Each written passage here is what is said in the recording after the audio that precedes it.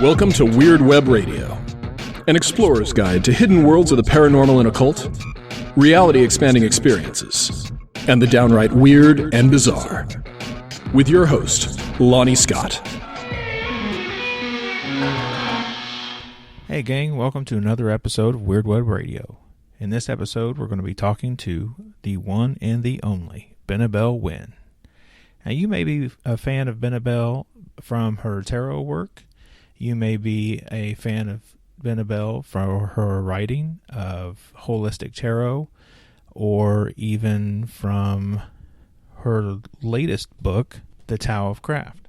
Benebell is also really super active on her blog. She produces nonstop content and extra PDFs and ebooks and things that you can both purchase and download.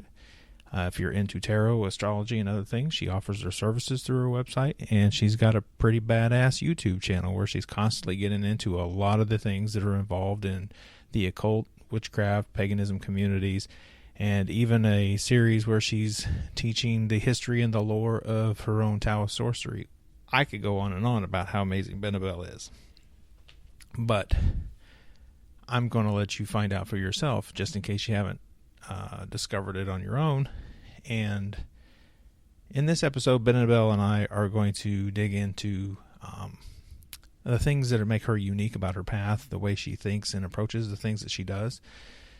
And I think even more importantly, we touch on some social issues at large in our culture that have come down into the microcosm of the craft in our communities in paganism and the occult. Benebell's own bio says that she is the author of Holistic Tarot, an integrative approach to using tarot for personal growth, and also the Tao of Craft, food talismans and casting sigils in the Eastern esoteric traditions.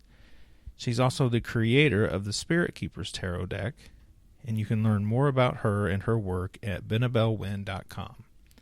That will all be in the show notes as well.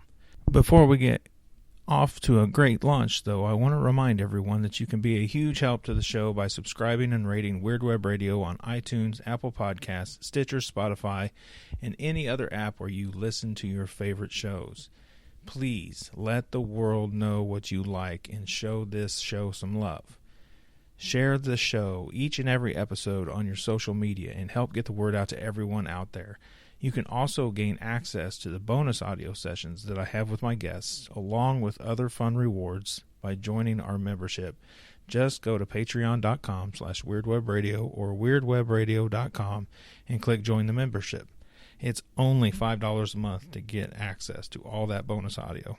All the funding provided through Patreon helps me keep the show growing and keeps me heading towards bigger and better projects that I have in mind for this show. And if you're looking for any insight into your life and you're ready to get answers to questions that keep you up at night, or just curious about getting unstuck and out of those status quo and the rut that you're stuck in now, I am an international award-winning tarot reader.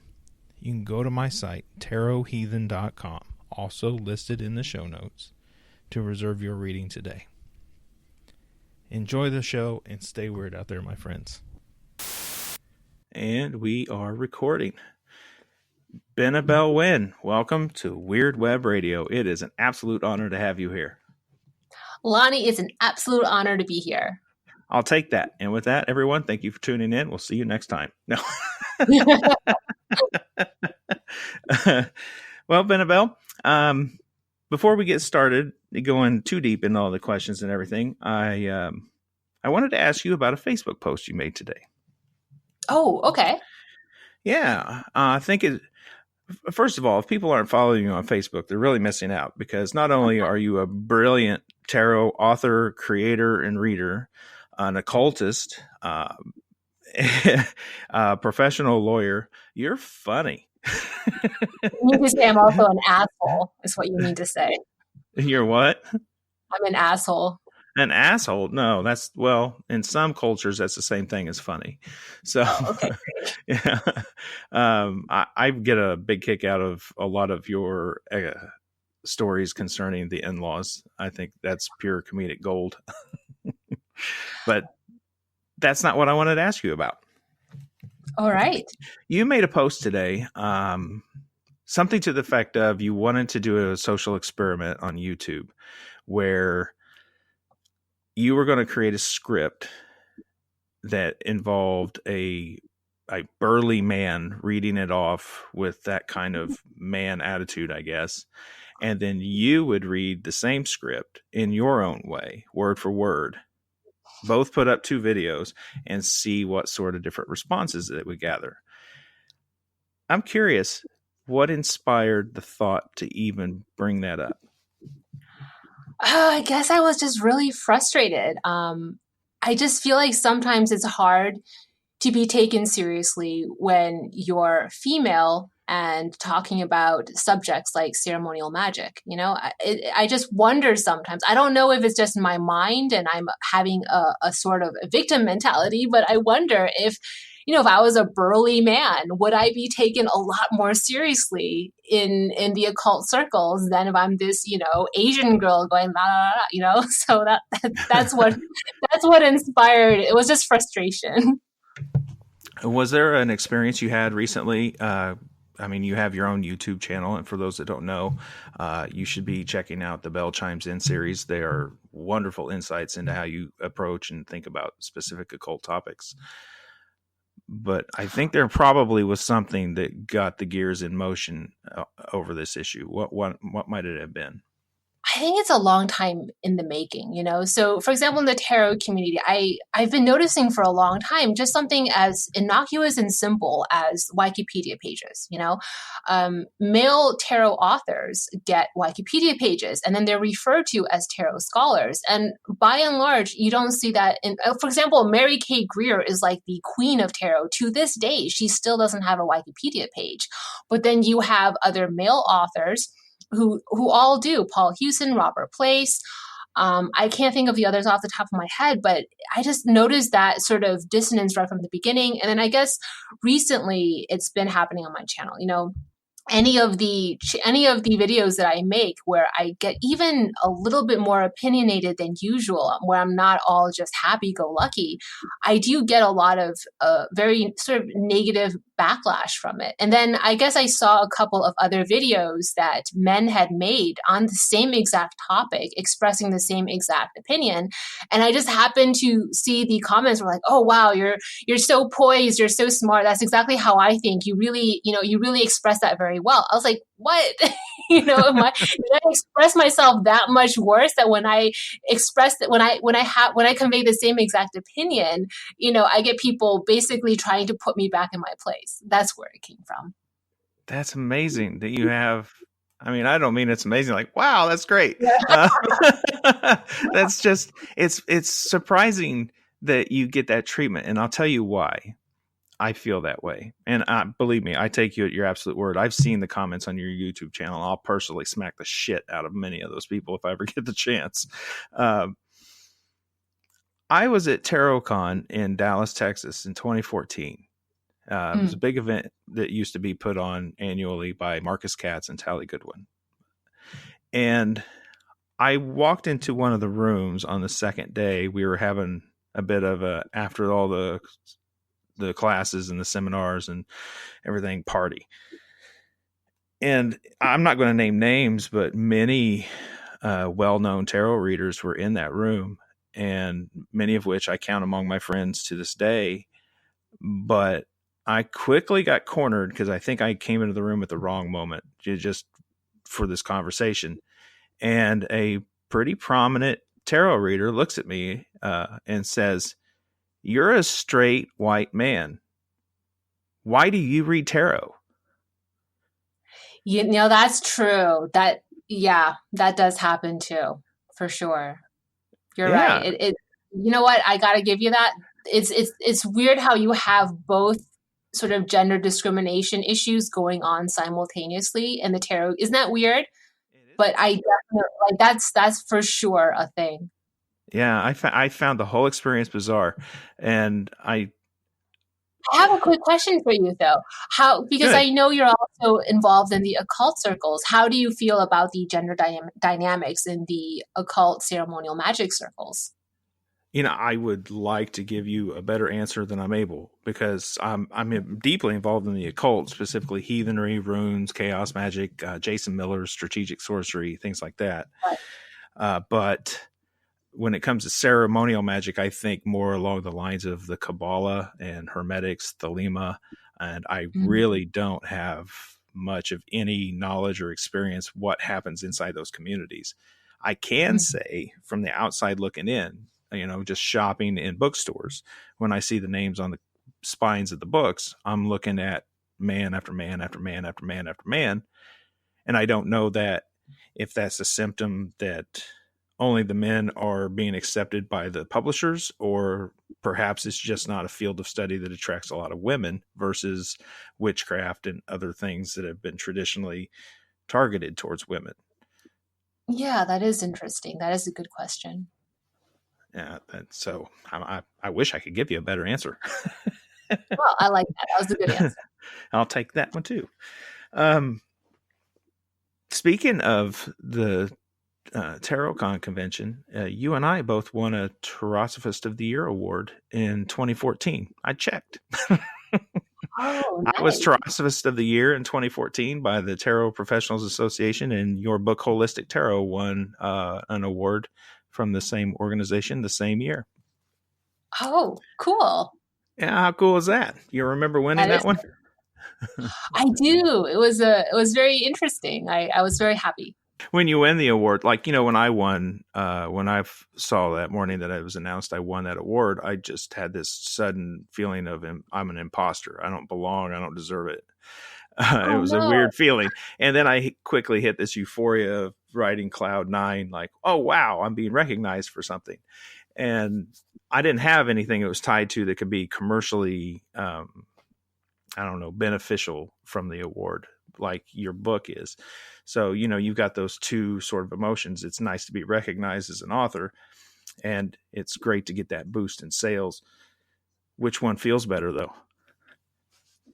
I think the recognition, the boost in sales, just if you want to really just talk dollars and cents as an author, given the royalty percentage, it doesn't mean too much to me. So I find that sales information is kind of abstract, whereas getting recognition from the community means a lot. So anytime any of my books wins an award from the community that the book belongs in, of course, is the biggest honor ever. The Terosophy Award was really interesting, though, because my book didn't come out till 2015. So I remember thinking, just how did I win? Nobody has a copy of this book yet. So I wasn't quite sure how it won because it wasn't out in stores yet. Yeah, right. But it was really cool. It was really cool. Yeah. I'm sorry. I didn't mean to speak over you. But right on the website, it says you won for the mass market book published in 2014. And the comment says, a book that made it by a razor's edge into 2014. The Holistic Tarot is a huge compendium of tarot knowledge with comprehensive guides to reading tarot in a straightforward and holistic manner. Yes. I like it. Big fan, by the way. I really enjoyed that book. I found a lot of value out of it, and I'm sure many others did as well. But since you've written that book, you've taken quite a turn. And in your words, you've gone more into the woo. Would that be fair? That's definitely fair. Yeah. See, I don't know if it's a turn as much as it is an uncovering, Oh, that's an interesting way to say it. Why is it? What makes it an uncovering? I didn't change my mind or turn in any direction. I just decided to show more about my practices. And so, for example, Holistic Tarot, I saw that book as a primer, and I took it with the approach of writing a book on the tarot that could conceivably be used in an academic setting. So in a graduate level course on occult literature, for example, that book could be presented, and it is presented in a couple of graduate level classes. So it's a very different feel, right? Because it has to conform to certain standards in academia. Whereas, I do have a much deeper and personal practice to the tarot that's completely not put in the Holistic Tarot book. Yeah, That's a good way to put it. And I wanted to ask you about your tarot practice, but let's go back in time a little bit. When did you know that tarot was going to be such an important part of your life? Well, it's always been a part of my life. So I think, well, occultism, without knowing it's occult, just sort of family practices and the magical and mystical has always been a part of my life. I was born into it. And so I can't remember any time in my life when it wasn't there. But I think the difference is, as an Asian American, you go through that identity crisis where I felt like because I was ostracized by the practices of my family when I'm here in the States, I wanted to distance myself from the fortune telling traditions and the heritage of my family and how they practice. But I think the interest and fascination in the occult never leaves your bones. So if you're interested in the occult, but you're making a conscious effort to not do anything related to your culture and your heritage, what do you turn to? For me, it was just the tarot. So ever since I was really young, I was just into the tarot because for me, the tarot was my own thing. The tarot was not a cult. The tarot was not fortune telling. The tarot had nothing to do with my family. Do you see what I'm saying? Yeah. So it was my way of rationalizing the practice without being affiliated with my family legacy. It doesn't make sense when I say it out loud, but like for a 15-year-old, it made sense. How's that? Yeah, no, but it does make sense, I think, because you're Taiwanese American, correct? Right. And within that framework, there are specific traditions which your family are practicing, influenced by generations of people, boiled down to what it is now. And what teenager doesn't want to rebel against what mom and dad are doing?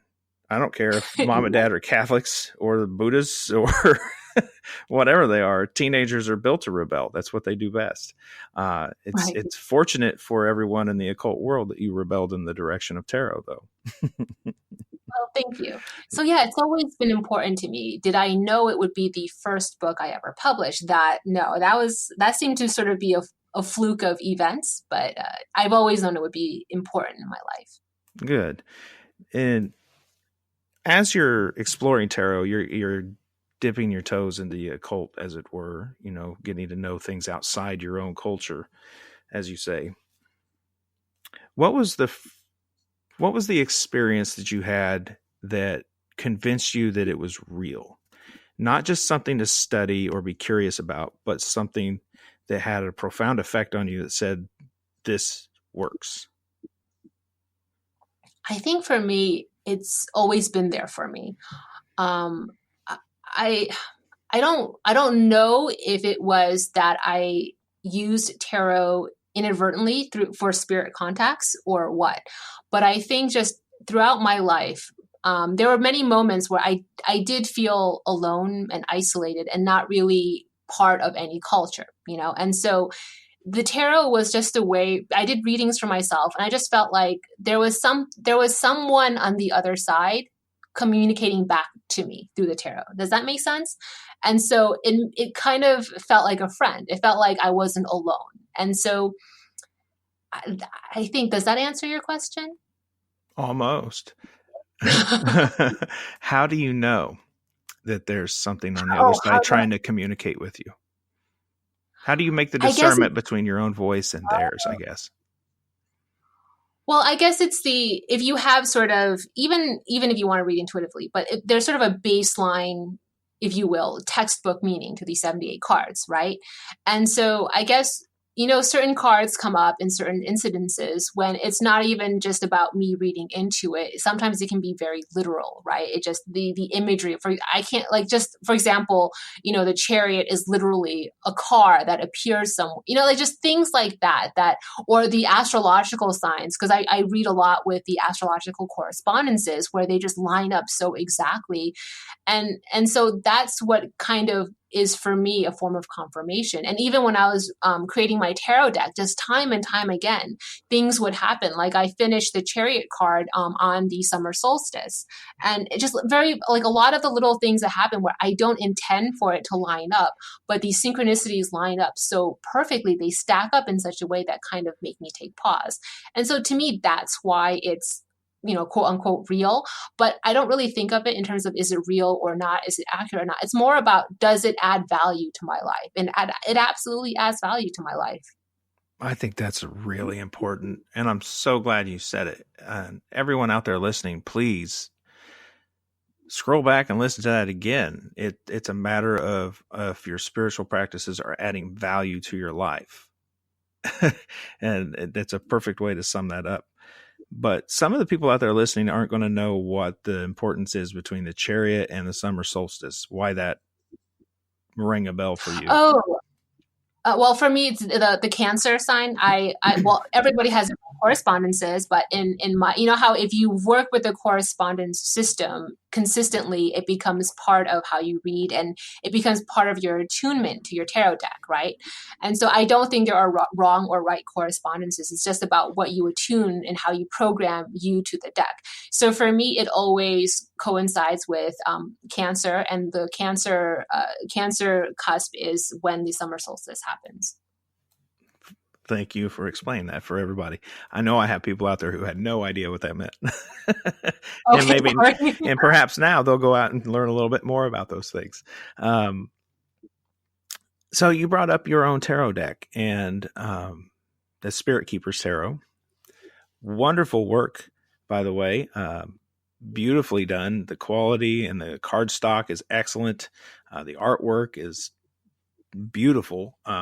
And you hand drew all those cards, correct? Yes, completely hand drawn. What happened that made you think it's time for me to create my own tarot deck?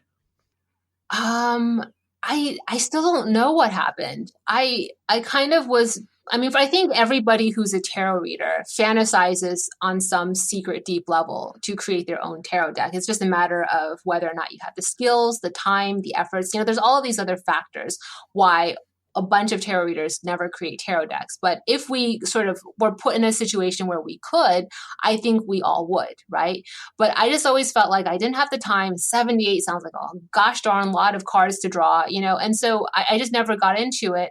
And I've always sort of had it in my mind that it takes years and years and years to produce a tarot deck. So I just never got started. And then something happened this past summer, and then I started it, and then I finished it. And I think it was 36, 37 days that I finished the entire tarot deck, from which I started with key 0, but I redid it a couple of times. But yeah, I in effect started with key 0. I went in order of the structure all the way to, which card did the 10 of Pentacles.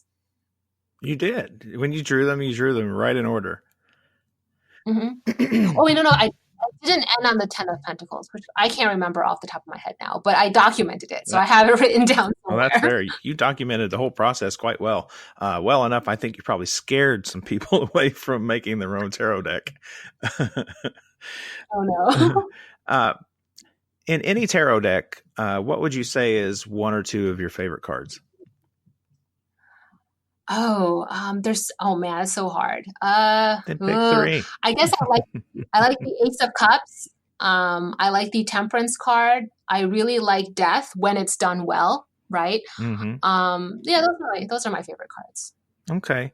So what is it about, let's say, the Ace of Cups that makes it stand out amidst all the others as the first one you list whenever you're talking about your favorites? Oh, I think it's just because of me, more specifically. I think my whole life, I feel like it's on this figurative quest for my own personal holy grail. Like every turn of my life, I'm doing something toward trying to figure out, 1, what is my holy grail, and 2, the pursuit of it. And so that's the reason that card has always sort of spoken to me, because it kind of represents like the thing that I see at the end of the path that I'm walking. So I'm always looking at the Ace of Cups, whatever it is, that's on the end of the road that I'm walking. Nice. Now, when you get to the part in your own deck, when you're creating the Ace of Cups, you want to take a different approach than what you've seen before. You want to make it your own. What was going through your mind when you started to draw that card? How did you decide on its final appearance? So a lot of the times for many of those cards, what I did was we do thumbnail sketches. Thumbnail sketches are where you kind of like it's a free flow where you close your eyes, or you don't even have, it's kind of like channel drawing almost, but all artists do it, where it's a very fast, very scribbled, ugly drawing, but it gets down basic ideas and details that you like, the main details that you want. And so that's how I drew the Ace of Cups, and they kind of looked a lot like the final product. I just ended up cleaning it up and making it more detailed, but it was something that kind of feels channeled in that sense. So I didn't think it through in a way that I'm usually thinking things through methodically. I tried to lean into something that was beyond me to kind of get out all of the cards. Nice. I think that's common in a lot of creative processes. You're trying to look deeper into something and pull out what it is that really calls to you in that. As a tarot reader, I guess, first of all, I want to know, with professional readings that you offer, are you now using your own deck exclusively? Well, right now I turned off all my professional readings. Well, first I turned it off to create the deck because I couldn't do both. And then now it's still off because I'm still creating the deck. I'm redesigning the deck for the second edition. So, and I have a bunch of a backlog of astrology readings that I have to finish. So right now I'm not doing any tarot readings for the public, but because it's the end of the year, start of the new year, I do a bunch of tarot readings for my friends and family because they all know I do the tarot. So they come over to my house, they want tarot readings. I've been using my tarot deck. Yes. Yeah, well, good. That was just a little, hey, are you really using your cards question? No. I did the same thing to Kim Huggins. I don't know. Yeah, it's all I've been using. It's pretty crazy. I've been connected to it in a really inexplicable way. So yeah, for sure. Now, what happened that the ink is barely dry on Spirit Keeper's Tarot. I got my deck not that long ago, arrived in the mail. It feels like it wasn't that long ago anyway. And you're already creating another expression of the cards. So what happened? Mm-hmm. Well, I think there was a lot of pressure, interesting. I guess I caved into public pressure in a way where a lot of people wanted a reprint, but I didn't want to just reprint the deck. If I were to go back in and sign up for a second print run, it did have to have a different energetic imprint to me. There had to be a purpose for it. So it's the same exact deck. It's the same. Everything is the same. It's just going to be a couple of the cards change based on how I want to sort of structure the inner temple. And then, it's sepia instead of black and white. Yeah. I like the look of it too. I think it's going to do very well for you, I'm sure, especially if people were the one telling you they want it. That's a great way to respond to your market. Yeah. Well, teenage Benebell was in a hurry to rebel against mom and dad's culture and do something of her own. Adult Benebell has gone off and been pretty successful in the occult circles, at least when it comes to producing incredible content and tools to deepen personal practice. What does your personal practice look like now? Yeah, it's very Asian. For me, it's about connecting. I think you want to tap into reservoirs of power that really augment what you want in life, right? And so for me, that ancestral lineage is just a very powerful channel for me to tap into. Everybody's different, so it's not a sort of an absolute truth. But because that's something that I have access to, that I can really utilize in a way that benefits and enriches my life, sort of the no-brainer way to do that is through the practice and the traditions that my ancestors would have practiced. And so that's the reason for the return. Nice. And a lot of people are out there probably would like to reconnect with their own ancestors or learn more about working with ancestors. From your own perspective, what advice would you give them? Oh, I sometimes wonder if I'm the right person to ask. So I've been very, very privileged. My father's side of the family can document back 24 generations. So I have written records of my family back 24 generations. Granted, it's all men, and the women is just basically who married who and who had how many kids. So I don't know anything about the women in my family, but I do know a lot about my legacy and sort of the places that my family have been. So in that sense, because I have all these pictures and drawings and words, it's easy for me to connect in a sense to my paternal line. And then my maternal line is the one that's just very, very rooted in the craft. And so because there is sort of that, I hate the word psychic, but I can't think of a better word right now, so I'm just going to be lazy with my terminology. That psychic connection that kind of is unbroken through the maternal lineage, it's just easy to connect into that line as well. So I guess my only advice would be to set up a little ancestor altar, which is the nexus between this world and the other world, and then be dedicated and consistent and persistent in appearing before that nexus, that ancestor altar. And eventually something will happen, something will connect. The Chinese believe that you need to, well, this is the Chinese traditional belief, is that you need to have an ancestor altar in the home, because without an ancestor altar in the home, your ancestors cannot come back. They can't come into this world and visit you and see you. They need that portal, that sort of, like I said, the nexus, the gateway. And so if you can buy into that superstition, then having some kind of an altar, some kind of a set sacred space that has very pure form intention attached to the space can help you sort of connect. Excellent advice. What are some of the biggest mistakes you feel like you've made along the way? Oh man. So I guess a couple of them would be curses. Right. I probably shouldn't have done. We'll start there. Why shouldn't you have done? Really, I haven't finished that list yet. I was just beginning of my list. I haven't even. Okay, go. All right. Fall back in your court. Oh, well, when I ask what your biggest mistakes are, and you start with curses in such a way, I got to know right now. What is it about curses? Summoning demons too. Don't do that. Don't summon demons. And don't summon demons. So we've got curses and demons. Right. How'd you learn that lesson? What's an example of using a curse in your life and the consequences thereof that taught you don't do this again? This one I talked about in somewhere else before, but it was someone very close to me and to my family, and this person had killed my cat.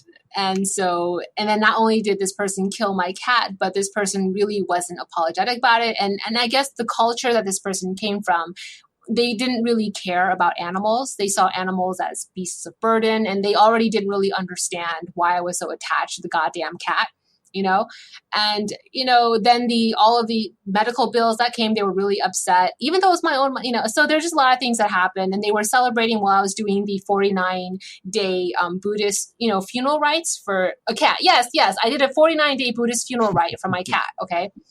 And they didn't understand that as well. That was completely preposterous. And so after the funeral rites finished, I just, I lost my marbles, and I did something I shouldn't have done.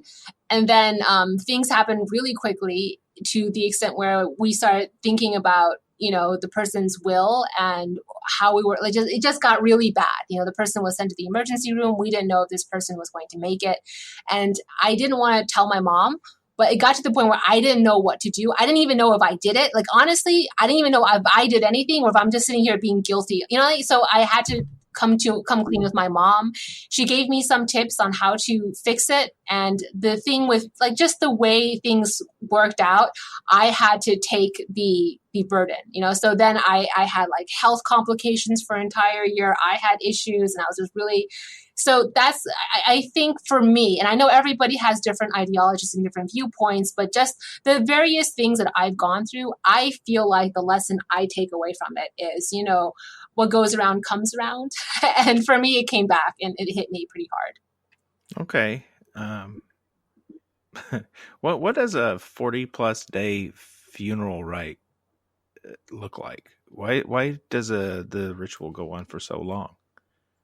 Oh, so it's 49 days and it's the 7 times 7, so every 7 days you have to have some kind of a little ritual. But for the 49 days in total, you're vegan and you're supposed so that's the thing. You're supposed to be all love and light, right? Meaning you can't, you have to diminish your amount of bad karma. You can't speak ill. You can't raise your temper. You can't do anything negative for 49 days. And the religious concept is that you're accruing good karma to then sort of send to the person that's deceased so that they can more likely go on to heaven. It doesn't make a lot of sense if you're trying to like apply modern logic, but it's the religion, right? And so I wanted to do that for my cat and do the 49. And so I think psychologically, you see how that went wrong, right? I'm trying to because I'm suppressing all my anger for 49 days. Obviously, on day 50, I'm going to lose my shit. Right.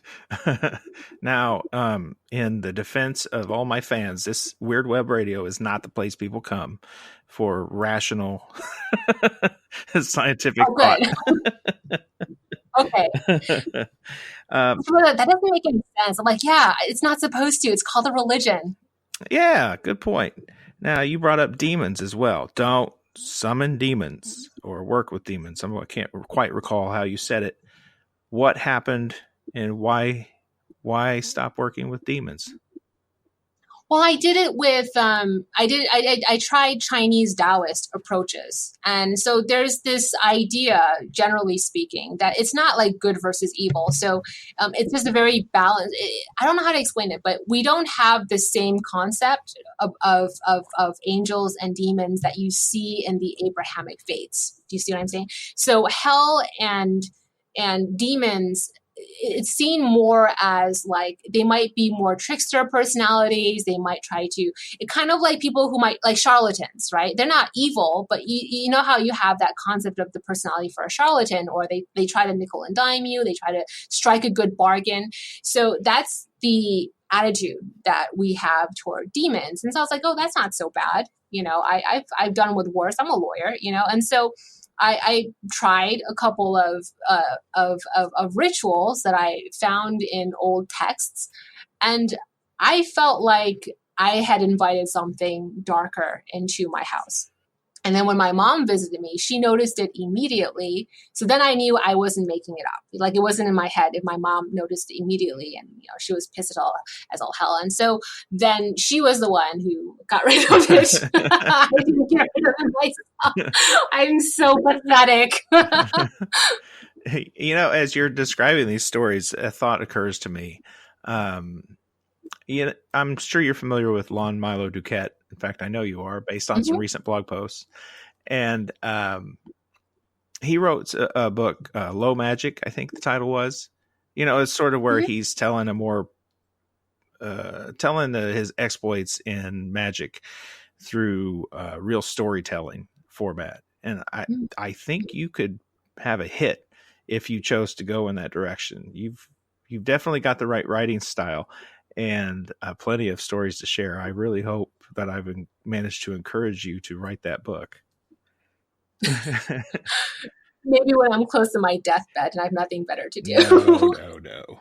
Now, a lot of people may not know this just because if this is their first exposure to you, but on your website and other places, you've been very open about the fact that Benebell Wen is a pseudonym, that it's not your actual legal name. And you do that right. Because you're keeping your occult interests and identity separate from your legal career, correct? Correct. It's been many years now. Your picture's all over the internet. You've got a successful YouTube channel. You are seen at pagan and occult conferences as a speaker. Is that still working for you? Yeah. I mean, it's still working for me. The reason it works is because I think the people in the occult circles who figure out my real identity are nice. I have not had an issue of someone doxing me, and they're cool with it. And so I'm cool with it. And then the people in my professional life don't care enough to be able to dig deep enough to find the occult stuff, you know? And so the main purpose of the different names, the pseudonym, is to just keep Google searches clean. And I think if people try, it's not that hard. I didn't really do that great of a job scrubbing myself, you know? But the great thing is the people who are from the occult circles who figure out who I am, they've been really good. You know, they've been really cool about it. Whereas nobody from my day job has figured it out because they haven't bothered. What's been one of the biggest challenges in your occult work so far? Something that you had to overcome or even are still dealing with? I think, I guess I'll say it because it's the thing that just came to my mind because it's the honest answer to your question, but it makes me seem very ungrateful. You know what I mean?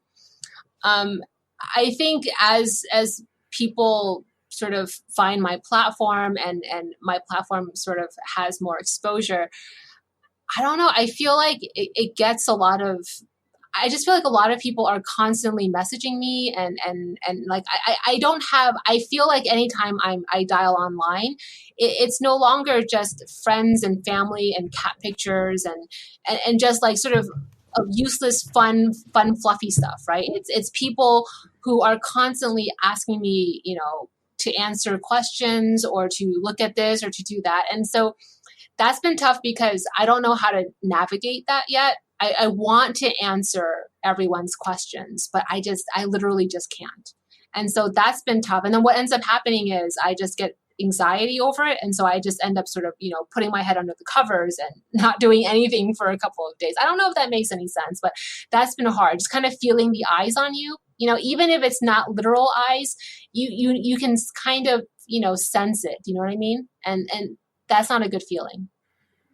Well, you may feel that way, and I don't think you intentionally, have set yourself up to be in a position of leadership. But with the content that you give out freely on your website, and then the video series that you put together, I think what's happened is many people have found their way to you because you're the voice they need to hear, and whether you like it or not, you have put yourself in a position of leadership.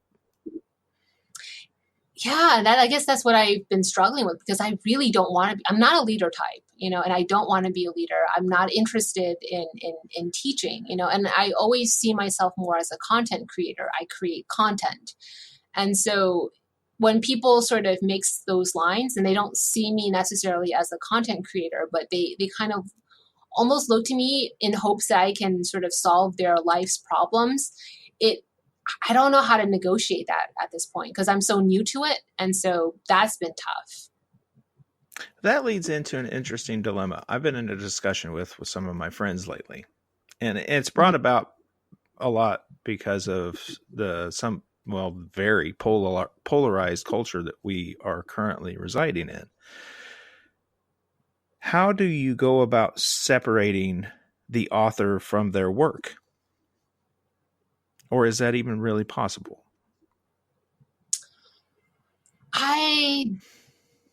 It depends on the work. It depends on the author. For me, I don't think you can separate the author from the work, for better and for worse. You know, every single book I've put out there, everything I've put out there is in some way a very accurate extension of who I am. You know, and I put things out there at times. So, for example, if you look at the psychology behind it, you want to do the armchair psychoanalysis. I put out holistic tarot almost as a way to justify the validity and sort of the scholarship of the tarot. You see what I'm saying? Because if you really read between the lines, I think going back and examining myself, I think I tried a little too hard to focus on just the psychological aspects and try to legitimize tarot in that book. Do you know what I'm saying? And then the Tao of Craft was very much a memoir about me sort of exploring my roots and the history behind my family legacy. So everything that I put out there, you can't separate from me. I think you break that down really well. At the same time, I think that's probably how you find yourself in the situation you don't like so much. Yeah. Because people read your content and say that is the extension of the person I really resonate with and I want more. Yeah. So you're going to have to quit creating all that stuff. I'll smack myself on the hand for even suggesting such a silly notion. But if you want it to go away. But with that said, you're not trying to put yourself in a position of leadership necessarily, but what would you tell someone who is out there listening right now and maybe just stumbled on this for the first time, because they just found themselves, as you said, so interested in the occult, they can't help themselves but to go explore, and this is the first exposure they get. What do you think that person should do? And even as importantly, what do you think that person should ignore? Well, get multiple points of view.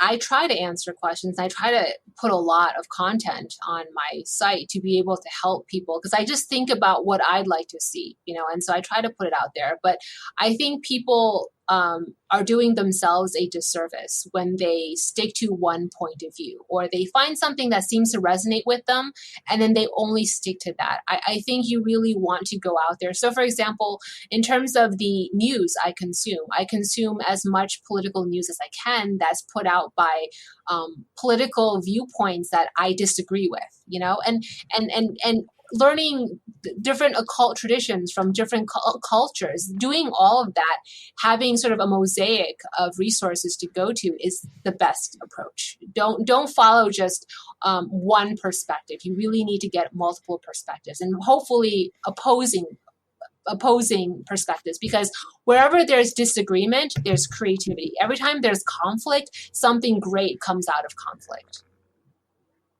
Absolutely. Yeah.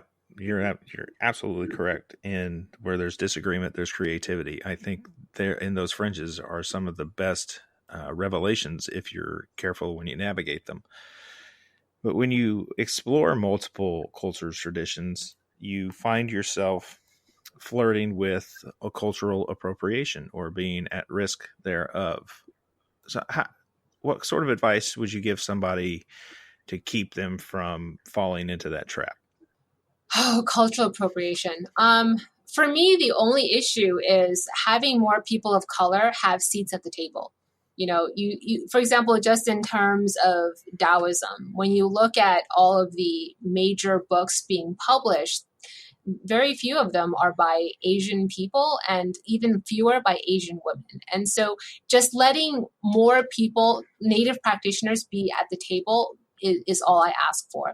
In terms of anybody else exploring other cultures for their own spiritual endeavors, I think part of the trial you have to go through is learning to not listen to what people, and I know this is going to bite me in the ass, isn't it? But I just feel like you have to sort of be steady, and walk forward fearlessly if you know what you're doing, if you have conviction. You have to be compassionate. And if you truly are compassionate and you're looking around at people and you love people, and then you just do what feels and what comes right to you, when people criticize that, that's the test. If you're going to crumble under that pressure, then that really wasn't a path for you anyway, because you broke under pressure.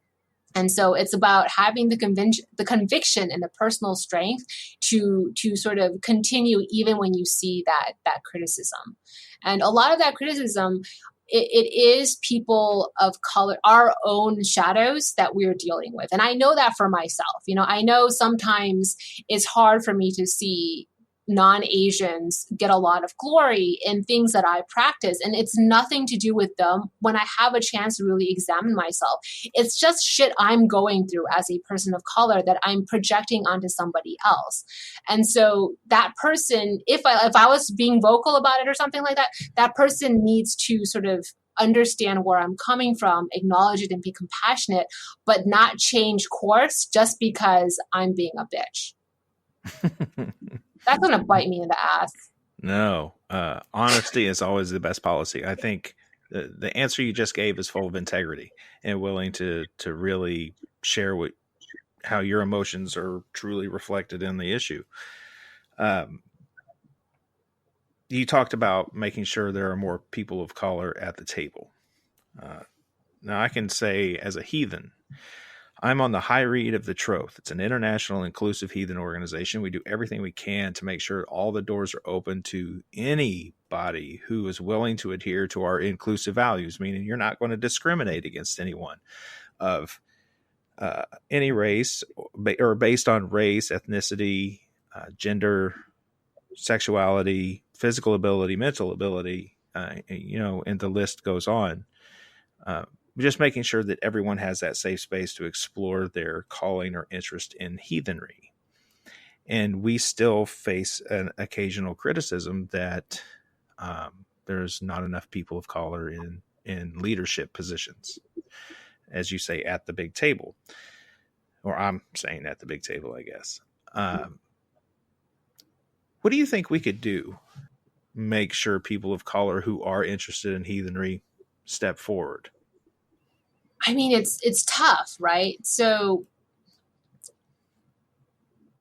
yeah, because you can't ask. Yeah, you can't force people to be interested. I mean, if the numbers aren't there, I mean, you see, it's a very different situation. If there were, just dozens upon dozens of people of color that's part of the community, but none of them seem to be getting any sense of advancement into positions of leadership, then you have a problem. But if you can't even get the numbers, I think it's a very tough situation because you want to be proactive and be welcoming. But at the same time, I think our culture is so polarized in terms of race that people do segregate into their own ethnic enclaves. And that's a much, much deeper problem than just, finding multiculturalism and heathenry. That's something in society that everybody across the board is dealing with, this sort of ethnic segregation, that we're self-segregation. And so I think it's a much deeper issue than just that question. You see what I'm saying? We have to go in and try to explore and probe why society self-segregates. I agree. Yeah, I think it's well said. We've covered, we just touched on cultural appropriation and even got involved into race and racism a little bit. Outside of those issues, what do you see as being really sort of controversial in the occult right now? Besides the cultural appropriation? Well, I think it mirrors politics, I see the divide between the left and the right. Interestingly enough, you see it in our community as well. You do see a lot of sort of the right-winged conservative political viewpoints in occultism, but they take it to different places that a lot of people on the left might argue is racist or is exclusionary, but it's still objectively something you have to acknowledge as part of the occult community. And so I think that's the biggest controversial issue, right? Is how do you approach mystery traditions, membership, and initiation into these traditions? Because there are some people who do feel that if your ancestry isn't there, you don't belong. And I think that's a very controversial thing that the community faces. I agree. It's something we face in heathenry. It's a definite faction and a dividing line. There are those who say that if you don't have European ancestry, that you don't belong in heathenry. And other people like myself say it doesn't matter, that anyone's welcome. Heathenry just gives you a model to honor your ancestors no matter where they came from. And I think you look at a lot of the cultures, many different parts of the world have that interesting viewpoint, that conservative perspective. There are Indian and there are Chinese mystery traditions that have these very strong rules where your ancestry has to be a certain way or you wouldn't even be considered for initiation. And so that right-wing mentality, it's not race limited, it's human nature. There's humans will divide themselves into the more progressive leaning and then the more conservative leaning. And then that's just very, very polarized at this point in our history. And of course, it's mirrored in the occult communities, unfortunately. Yeah, that's true. When I was a teenager, I've been a martial artist my whole life. But when I was a teenager, I was getting interested in Kung Fu. And my teacher had encountered another instructor. He was interested in training with, but they were a Chinese family and it was a family tradition, and they just simply would not teach. They teach him, but they wouldn't teach me because I Wow. was the white guy. So I've experienced something like that firsthand, where it says, you're just not of the right tribe. Sorry, you can't play. Like, I disagree with that. I mean, I'm not part of the perspective that wants to be exclusionary. Like I've always said, I feel like if you truly believe in these things, believe in it all the way. The gods know better than you do. So put everybody to the test. And if they fail, they fail. But if they pass, there's a reason they passed. And so I don't think anyone should be excluded from trying to run the gauntlet. I agree. Yeah. If someone feels called, I don't think I have the qualifications to tell them they can't. I don't know how that call came to them to begin with. So why not let them, as you say, run the gauntlet and see what happens? Yeah. And if they're not meant to be, I think they sort of drop off on their own because it was just a passing fancy and they don't commit. And if they do commit, then you found yourself an incredible asset to the community. Why would you turn that away? I think somebody who brings in a different perspective, a fresh perspective to help progress your tradition is always something that should be welcomed. Hallelujah. Preach it to the choir, and I'm hoping it's getting through to everybody else too. Now, we've gone through quite a bit of material here to various subjects, and I hope that you feel you've been treated fairly in the process. Very fairly. Good. Now, I might have put my foot in my mouth, but that wasn't your fault. That was me. So. Yeah, I tricked you into it. Now, on Weird Web Radio, I like to talk to occult practitioners about paranormal experiences. So, Benebell, have you ever experienced a haunting? Yeah. Where do I even? Many. What kind of haunting do you like? What do you mean by haunting, and what do you want to know? Well, you said many, which means you had something come to mind. So let's go through a couple of them. What experiences just flashed through your mind when I asked that question? I guess the one that's more sentimental to me that I care about would be my grandfather. So my maternal grandfather, I never actually met because he died when my mother was in high school.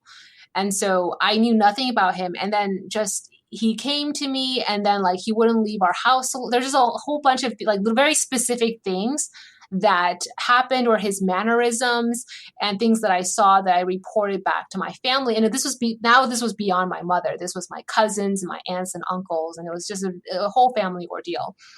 And so that was interesting because, and then it had to do with like his funeral plot, the land that he was buried on. There was an issue with the land that he was buried on, which was in Taiwan. And so I'm here in California. And so for me to have known certain things about what's going on with the plot of land he was buried on over in Taiwan was just batshit crazy, but it all happened. And so, yeah, that was the craziest one. It happened only a couple of years ago. But I think throughout my life, there have been just like little things here and there. Little things here and there. So have you have you seen a ghost as an example, or is it just something you experience as a general feeling in places? I've never. My sister has. So my sister does see, sort of physical, like her physical eyes can catch glimpses of the different like lighting or however you want to see it, but she can see something. I can't see anything. But then I think everyone has different physiology, right? And so how your sixth sense or how your clairvoyant senses manifest will depend a lot on your physiology. So the funny thing is she actually has 20/20 vision, in terms of her physical sight. My eyesight, I'm like almost legally blind. And so it's just funny how things kind of work out that way. So there's a lot of things I don't see, both literally physically see and then also psychically see. It's more about my hearing and my other senses that are a little bit stronger than my sight. Okay. What other experience of a haunting may have you had in your life? One of James is my husband. I think it was his I don't know how to say it in English, but like maybe his great aunt, like we have a name that we call her, but like she showed me some like just sort of her coming to our house when when his extended family visited. I guess his extended family, when they visited, they brought something with them, or we felt like they brought something with them. And then after that entity came, we felt like that entity didn't want to leave. But again, it was family. I think we do enough, like because it's something that we believe, because this idea of mysticism and being sort of living, coexisting with a spirit realm is so much a part of my belief system. We've always been very proactive about how you ward your home, how you shield, how you cleanse, and making sure that entities you wouldn't want in your home, except for when you invite it, right? When you summon it, that's a different situation. But what can't kind of trespass in. So it's always been very close to the family. Those are the hauntings that we have. How do you narrow it down to being a great aunt? Oh, it was the shoes. Something about the shoes that she showed us, and then like a pair of red shoes, and then his mother identified it as the great aunt. Oh, very cool. Okay, so let's say somebody in your life, for example, let's say that intern that starts at your office figures out who you are, right? And she says, my apartment is haunted, like fucking crazy shit happening, lights flickering on and off, haunted, hearing voices, seeing shadow people. And I know you're into the craft and the occult. Please help me. What would you do to help? So I guess this is so bad of me. I don't know if I would help. I don't know if I would. I mean, I wouldn't. I don't know if I would open up and tell her what I'm telling you in a podcast. Crazy as and irrational as that sounds, but I just don't. I think there's a boundary line that I think I sometimes inadvertently draw. And so if it's family or their ride or die friends, of course that would help. I don't mind doing a lot of craft for really close friends. And that was another one of the curses that I did for like a close friend. That was an awful situation too. And it also involves the law too. It was legal. It was a legal situation where I was also, anyway. And so, if it's a ride or die friend or family, then these are things that we talk very openly about. But I've always had a resistance to put myself out there and get involved in exorcisms or spirit contacts when a fair weather friend asks for that kind of help. I think I would resist. Fair enough. So your ride or die friend says, hey, help. How do you help that one? How would I go? Yeah. I would definitely help. Yeah. What would you do? Well, you'd go over to the house and forms of divination, right? First, try to figure out what kind of spirit is like. Is it sort of a higher vibration? Is it family? Is it a occupant from a past occupant? Like what's going on? Is it or is it something even more sinister than that? You got to first figure out what's going on, right? Mm-hmm. And then figure out where it's located in the house. Because there's always sort of like a ground zero somewhere in the home or property. And so figuring out where that so-called ground zero is and you can look at the feng shui, right? Look at what's, seems to be more dead or atrophic in terms of the air and everything like that. I bring my ceremonial bells to try to hear the air around. And then, you do a lot of different types of mantra and sutra recitations and chanting. I would probably take some time there to do some form of kind of meditation to see if I can get a better read on what's going on. I tend to I try to have a more compassionate view where I don't feel like, oh, you have to just oust and evict everybody, right? Figure out what's going on. Anything that's unsettled, human or spirit, when there's some kind of a stirring, whether it's a person, being an asshole to you, or it's a spirit, doing something and making their presence known, they're going through something. Only hurt people hurt others. And so figuring out what their hurt is usually the better solution than just sort of going in there like arms and guns blazing. You know what I'm saying?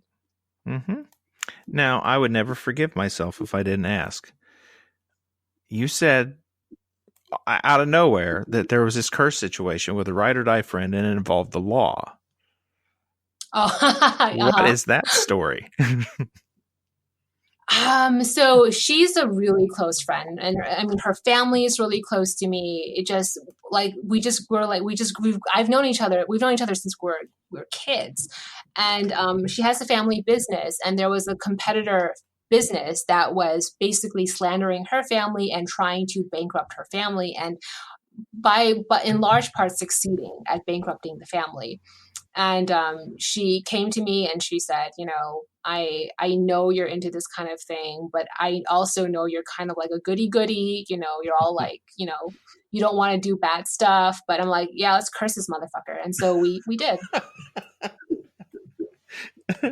I love it. Yeah, let's curse this motherfucker. But she is like, because she didn't think I would say yes. She thought, you're very like, oh, spiritual and try to keep your good karma. And I think you have to make exceptions to the rule. I think for the most part, I try really hard to not go in directions where I feel vengeful. You want to try to, even when people push me, I don't feel that every single time you push me, I have to push back. So I really allow people to push me and push and push. And it's only when things get to the point where you're hurting my loved ones, that's when I'll push back. I agree. Yeah, I found myself in a similar situation a few years ago, and I wasn't sure what approach I wanted to take. And I posed the question to Jason Miller, to be honest. Jason and I have known each other for quite a while. His work has been a big impact on my own. And I just posed the question, like, what do you think you would do? And then other people in our strategic sorcery group. And there were some interesting responses. And I thought Jason summed up it pretty well. He was basically saying, there's nothing wrong with cursing or going after somebody. And I agree. But he says, what are you after? What kind of I don't know. What do you want the ripple effect to be on you? What are you seeking out of this? And ultimately, I decided, after thinking about it, I knew a guy who was a retired Army MP, spent 30 years in the Army, and then he worked on the railroad for a short time, and he was sick with cancer. He heard a woman being raped in a parking lot across from his house in the middle of the night, and ran out to intervene and got beaten pretty bad with a baseball bat. But he saved the woman. And right. In the next few months, I think from complications from that beating and dealing with cancer, he died. Oh, no. So I went to his grave and got some grave dirt, made some offerings of his favorite beers, favorite cigarettes, and said, hey, here's the situation. I'd like you to watch out. And if he harms someone, I'd like you to take him back where he belongs. Oh, that's amazing. Oh, well, I think funny enough, I just think the specific cases I cited, I was too emotional, like it wasn't a case where I was taking on and then sort of having the ability to analyze. Do you know what I mean? So it just happened that the stories that I told, I was being very irrational. I think there was more emotion involved than logic. And so you take on the personal, you're the person who runs out into the middle of the night to help the woman and get beaten in the process because you're thinking in the moment. You don't have any time to rationalize. But yeah, if I had a chance to sort of instruct others, I would say you do need to be cogent and think things through very carefully. Really plot out what the consequences are and then look for alternative routes, like what you did, Lon. Like you got a really good alternative route. I didn't think alternative routes. I just thought, well, I can do this with my bloody knuckles. I'm going to go and get you know what I mean? And so that's not always the right path. Oh, don't be under the impression that I haven't ever gone out there and just punched somebody in the fucking face. Right. I had plenty of mischief youth. Yes. Yeah.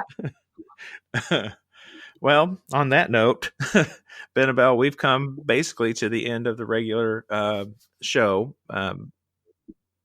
Has there been anything that you wanted to talk about that maybe I haven't gotten to?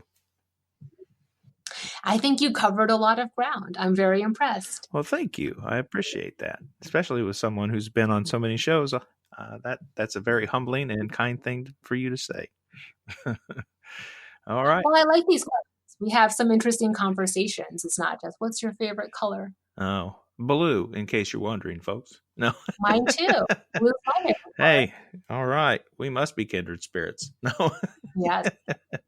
All right. Well, can you tell people where they can find you and your work? Benebellwen.com, my website. Right now on YouTube by the same name, I'm working through a 6-part series introducing Buddhist Taoist esotericism, and it talks about the history, the cultural practice, and it's actually going to get into the instructional tutorial stuff as well. So if, forms of Taoist sorcery interest you, stay tuned on my YouTube channel. Awesome. I certainly do. I subscribe even, and everyone out there should be as well.